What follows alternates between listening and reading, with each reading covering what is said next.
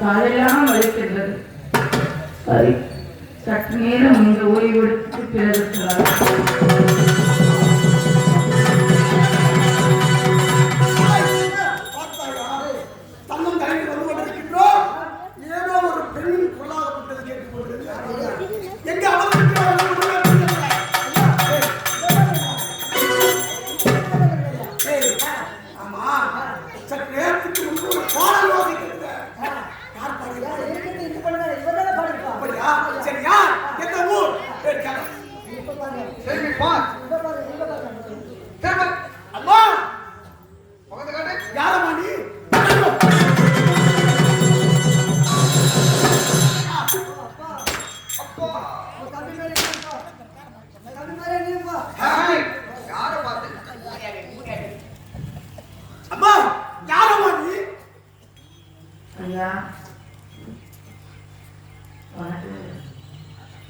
குடிப்பதற்கு தண்ணீர்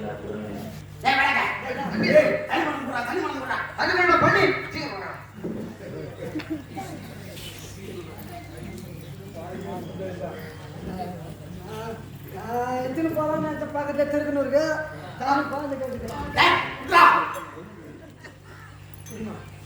வாங்கிடுவாங்கப்பா.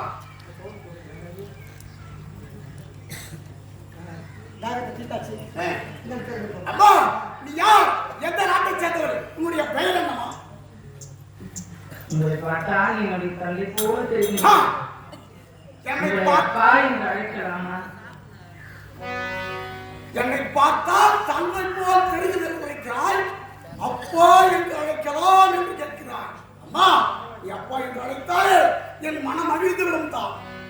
அப்பா, அப்பாவா? மகனே, மகனே,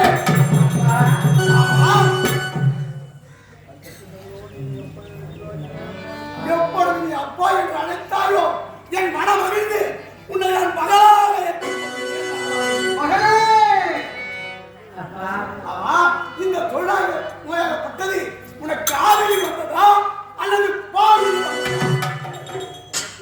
அப்பா, என்னிடத்தில் என்னுடைய கணவர் கேட்ட பொழுது நான் என்னோட கணவர்களுக்கோ இந்த நோயை நான் சொல்லவில்லை. என்னை எப்படியோ என்னுடைய கணவர் சித்திரவதை செய்தார். அப்பொழுதுக்கும் நான் படும் நோயம் என்னுடைய போக வேண்டும் என்றுதான் என்னுடைய கணவரிடத்தில் நான் சொல்லவில்லை. இன்னைக்கு இந்த நோய் ஆதியில் வந்ததால் பாதியில் வந்ததால் என்று என் இடத்தில் கேட்கும் பொழுது உங்களிடத்தில் நான் சொல்றேன்ப்பா. சொல்லுமா அப்பா, எனக்கு பாதியில் வந்ததால் தான் இப்படியாப்பட்ட வேலை. எப்படி உனக்கு பாதியில் வந்தது? என்னுடைய நாடு அயோத்திபுரி நாடு. உனது நாடு அயோத்திபுரி நாடு. என்னுடைய தந்தையின் பேர் இவரேச மன்னர் என்று சொல்வார்கள். அவருக்கு ஒரே மகன், என் பெயர் மலரே என்று அழைப்பார்கள். நான் சின்னஞ்சிறை குழந்தையா இருக்கும் பொழுது என்னுடைய தாய் இறந்து போய்விட்டார்கள். தாய் முகத்தை கூட நான் பார்த்தது கிடையாது. ஆனால் என்னுடைய தந்தை ஒரு ஆணுக்கு ஆணாகவும் ஒரு பெண்ணுக்கு பெண்ணாகவும் வளர்த்து விட்டார். ஏனென்றால் நமக்கு பெண் பிள்ளை பிறந்து விட்டாலே, ஒரு ஆண் பிள்ளை பிறக்கவில்லையே. ஆண் பிள்ளை பிறந்திருந்தால் நம் நாட்டை அரசாட்சி செய்திருப்பார். சரி, நமக்கு பெண் பிள்ளை பிறந்து விட்டால் என்று என்னுடைய தந்தையோ ஒரு பெண் பிள்ளையா பார்க்காமல் ஒரு ஆண் பிள்ளையாக வளர்த்து விட்டார். ஆமா, ஒரு நாளைக்கு ஒரு பதுமை வைத்து என்னுடைய தோழிகளோடு விளையாடுவது வழக்கம்.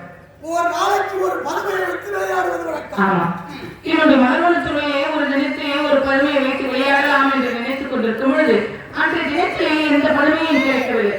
என்னடா செய்வது என்று பார்த்துக் கொண்டிருக்கும் பொழுது என்னுடைய தோழிகளிடத்தில் கேட்டேன், என்னடி ஒரு நாளைக்கு ஒரு பதுமை வைத்து விளையாடுவது வழக்கம், இன்றைய தினத்திலே நமக்கு எந்த பொருளை கிடைக்கவில்லையே, எந்த பதுமை வைத்து விளையாடலாம் அப்படி என்று பார்த்துக் கொண்டிருக்கும் பொழுது என்னுடைய மரபண தொழிலே ஒரு முனிவர் அமர்ந்து கொண்டிருந்தார். ஆமா, என்னடா இது, எந்த பொருளுமே கிடைக்கவில்லை என்று நினைத்தோம். ஆனால் இந்த தினத்தில் நம்மளுடைய மரபண தொழிலே ஒரு முனிவர் அமர்ந்து கொண்டிருக்கின்றார். சரியான ஒரு பொருள் கிடைத்து விட்டது, இவரை வைத்து விளையாடலாம் என்று என்னுடைய தொழில்களிடத்தில் சொன்னேன். என்னுடைய தொழிலும் அதை சரி என்று சொன்னார்கள். சரி என்று சொல்லும் பொழுது எப்படி எப்படி ஆடினார்கள், பாடினார்கள். ஆனால் அவருடைய தவத்தை என்னுடைய தொழிலால் கிடைக்க முடியவில்லை. என்னுடைய தொழில்கள் அனைவரும் என்னிடத்தில் சொன்னார்கள், அம்மா எப்படி எப்படி ஆடுகின்றோம் பாடுகின்றோம், இந்த முனிவருடைய தவத்தை நம்மளால் கலைக்க முடியவில்லையே, என்னம்மா செய்வது என்று என்னுடைய தோழிகள் என்னிடத்தில் கேட்டார்கள். சரி, உங்களால் கலைக்க முடியவில்லை, நான் கலைத்து பார்க்கின்றேன் என்று அவரை வைத்து நான் விளையாடினேன். ஆனால் அவருடைய தவம் என்னாலேயும் கலைக்க முடியவில்லை. என்னடி இது, என்னாலேயும் அவருடைய தவத்தை கலைக்க முடியவில்லை, என்னடி செய்வது என்று பார்த்துக் கொண்டிருக்கிறது. அந்த வளர்வன சோலையிலே ஒரு இறந்து போன பாம்பு அழுகிய நிலையில் இருந்தது. அழுகிய நிலையில் இருக்கும் பொழுது என்னுடைய தொழிலா அந்த இடத்தில் இருக்கும் பொழுது துர்நாற்றம் தாங்க முடியவில்லை என்று சொல்லிக் கொண்டிருந்தார். என்னடி இது, இந்த இடத்துல துர்நாற்றம் அடைக்கின்றது, என்னவென்று தெரியவில்லை என்று சுற்றி முற்றி பார்க்கும் பொழுது அந்த இடத்தில் இறந்து போன பாம்பு இருந்தது. அந்த பாம்பை பார்த்து அனைவரும் தூரே வந்துவிட்டோம். தூரம் வந்த பொழுது என்னுடைய தொழிலிடத்திலே நான் சரியான யோசனை ஒன்று சொன்னேன். இனி எப்படி எப்படி ஆடுகின்றோம் பாடுகின்றோம், இவருடைய தவத்தை நம்மளால் கலைக்க முடியவில்லையே, இந்த துர்நாற்றம் அடித்த பாம்பு எடுத்து அவர் கழுத்தில் சூடினார், நிச்சயமாக அவருடைய தவம் கலைந்துவிடும், துர்நாற்றம் தாங்க முடியாமல் அவர் தவம் கலைந்துவிடும் என்று என்னுடைய தோழிகளிடத்தில் சொன்னேன். அம்மா வேண்டாம், விபரீத விளையாட்டு வேண்டாமா என்று என்னுடைய தோழிகள் சொன்னார்கள். என்னுடைய தொழிலெல்லாம் மறுப்பு தெரிவித்துவிட்டு இப்படிப்பட்ட செயலை நாங்கள் செய்ய மாட்டோம் என்று அனைவரும் சென்று விட்டார்கள். அனைவரும் சென்று விட்டார்கள். சரி, நீங்கள் சென்றால் என்ன, இப்படிப்பட்ட செயலை என்னால் செய்ய முடியாதா, இந்த முனிவருடைய தவத்தை கலைக்காமல் நான் வர மாட்டேன் என்று என்னுடைய தோழிடத்தில் சபதமிட்டேன். அதே போல் நானும் என்ன செய்தேன் தெரியுமா, அந்த துர்நாற்றம் பாம்பு எடுத்து அந்த முனிவர் மீது போட்டதா, அவர் கழித்து நான் சூரியவுடனே அவர் துர்நாற்றம் தாங்க முடியாமல் இப்படிப்பட்ட செயலை யார் செய்தது, யார் யார் என்று பார்த்துக் கொண்டிருக்கிறது. அந்த இடத்தில் அவரை பார்த்து நான் சிரித்துக் கொண்டிருந்தேன். முனிவருடைய தவம் கழிந்து விட்டதே, இவருடைய தவத்தை கழித்து விட்டோம்னா அப்படி என்று அவரை பார்த்து நான் சிரித்தேன். சிரிக்கும் பொழுது அடி பாவி, இப்படிப்பட்ட செயலை செய்தது மட்டுமில்லாமல் இப்படிப்பட்ட ஆணவத்தை சிரித்துக் கொண்டிருக்கின்றாயா, உன் சிரிப்பை அடக்குகின்றேன், உன் ஆணவத்தை அடக்குகின்றேன், உன் அகந்தை அடக்குகின்றேன் என்று என்னுடைய ஆணவத்தையே அழைத்து விட்டார். அடி பாவி, எப்படிப்பட்ட துர்நாற்றம் அடித்த பாம்பு எடுத்து என் மீது சூடினாயோ அதை போலவே நீயும் அனுபவிக்க வேண்டும். உனக்கு திருமணம் என்று எப்பொழுது ஆகுகின்றதோ, உன் கழுத்தில் எப்பொழுது உன்னுடைய கணவர் மாலை சூடுகின்றானோ, உன் கணவன் எப்பொழுது உன் கழுத்தில் மாங்கலிக்க சூடுகின்றானோ அப்பொழுது உனக்கு 4448 வியாதியே சிறந்த வியாதி அறிந்து பிடிக்க வேண்டும் என்று தாமத்தை கொடுத்திருக்கிறார். அந்த முடிவின் மீது அழுகிய நிலையில் கிடந்த பாவம் எடுத்து போட்டதனால் உனக்கு சாபத்தை கொடுத்திருக்கிறார். சாமி, நான் தெரியாம செய்துவிட்டேன், அதற்காக எனக்கு இப்படிப்பட்ட சாமத்தை கொடுத்து விட்டீர்களே என்று அவர் பாதத்தை பிடித்து மன்றி கட்டி கரை எழுந்தேன். அழுது பொழுது அழுகி என்றாயா, ஆணவம் எடுத்தவை, இப்படிப்பட்ட செயலை செய்துவிட்டு நீ சிரித்தாயல்லவா, உன் சிறுப்பை அடக்குகின்றேன் தான், அதற்காக தான் இப்படிப்பட்ட நீ சாபத்தை கொடுத்தேன் அப்படி என்று சொன்னான். நான் தெரியாம செய்துவிட்டேன் சாமி, விளையாட்டா செய்தது அது வினையாக வந்து முடியும் என்று எனக்கு தெரியாது சாமி, என்னை மன்னிக்கவில்லை என்று கேட்டு அவர் பாதத்தை பிடித்து கட்டி கதை எழுதினேன். அப்பொழுது என்ன உழைச்சா தெரியுமா, சரி நீ யார், எதற்காக இதயத்துக்கு வந்தாய் என்று கேட்டார். நானும் இந்த நாட்டு மன்னருடைய மகள் என்று சொன்னேன்.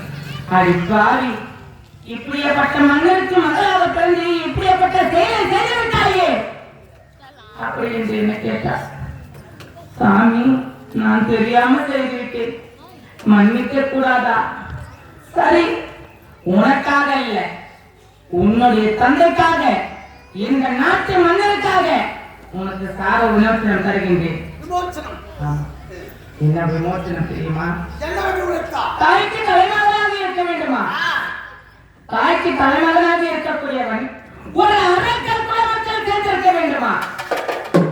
அரக்க குலத்தில் சேர்ந்தவன் திருமணமே ஆகாதவராக இருக்க வேண்டுமா? திருமணமே ஆகாத இருக்கக்கூடியவர் அவர் எப்படியாப்பட்டவர் தெரியுமா? ஒரு அம்மனை பூஜை செய்து கொண்டு வர வேண்டுமா? அரக்கர்கள் என்றால் அம்மனுக்கும் அரக்கர்களுக்கும் பகை இருக்கும். ஆனால் அவர் முனிவர் என்னிடத்தில் சொன்னது என்ன தெரியுமா? அரக்க குடும்பத்தில் பிறந்தவன் ஒரு அம்மன் பக்தனாக இருக்கக்கூடியவனா? அம்மன் பக்தனாக இருக்கக்கூடியவன் என்னைக்காவது ஒரு நாள் அந்த அரக்கனுக்கும் அந்த அம்மனுக்கும் இருவருக்கும் வகை ஏற்படும் பொழுது அந்த அம்மனுடைய குலமாகப்பட்டது அந்த அரக்கனுடைய மார்பில் பாயும் பொழுது அவனுடைய உயிரமாகப்பட்டது, அவனுடைய ரத்தமாகப்பட்டது என் மேல் தெளித்தார், அப்பொழுதே உன்னுடைய சாப வினோர்த்தனம் தீர்ந்துவிடும் என்று சொன்னார். சாமி, சரி சாமி, இந்த சாபத்திற்கு விமோசனம் சொல்லிவிட்டீர்கள் அப்படி என்று நான் ஒரு தாய் பிடித்து வழங்கினேன். சரி, எழுந்துகிறான்.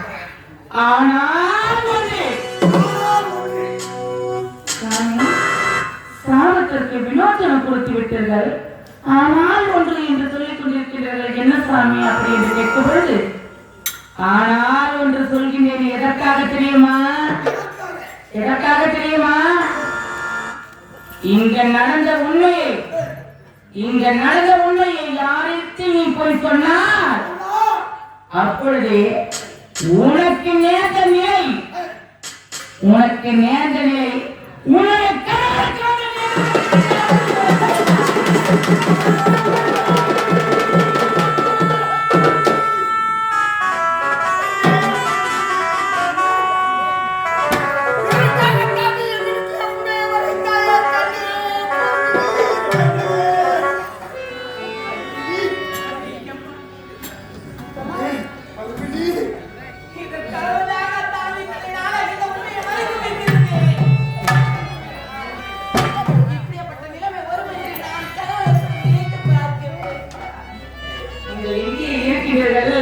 அப்படி என்றுதான் இந்த அந்த நான் உண்மையை நான் சொன்னேன். ஆனா இப்படி நீங்கள் வருவீங்க என்று நான் நினைத்து கூட பார்க்கவில்லைத்தான். விழி இருந்தும் பாதை இல்லை, வழி இருந்தும் தெரியவில்லை.